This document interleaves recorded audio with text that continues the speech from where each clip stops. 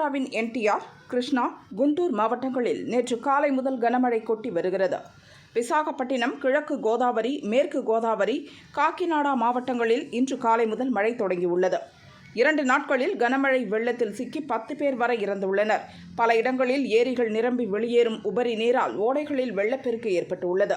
இந்த நிலையில் என்டிஆர் மாவட்டம் நுஜிவீடு மண்டலம் வெங்கடாயபாளையத்தில் ஓடை தரைப்பாலத்தை கடந்து வெள்ளம் பாய்கிறது.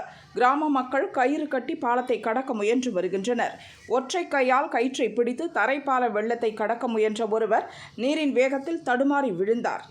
2 முனையிலும் கயிறை பிடித்து நின்றவர்கள் அவரை காப்பாற்ற எவ்வளவோ முயன்றும் ராட்சத வெள்ளம் அனைவரது கண்முன்னே அவரை அடித்துச் சென்றது.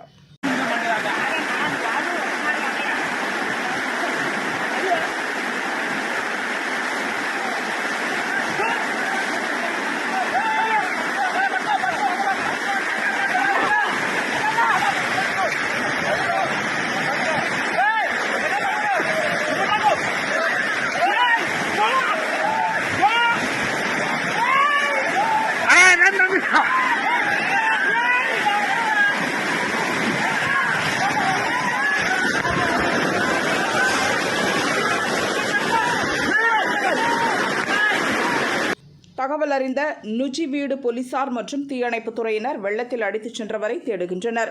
தங்கள் கண் முன்னே ஒருவர் வெள்ளத்தில் தவறி விழுந்து அடித்துச் சென்றதால் கிராம மக்கள் அச்சமடைந்துள்ளனர்.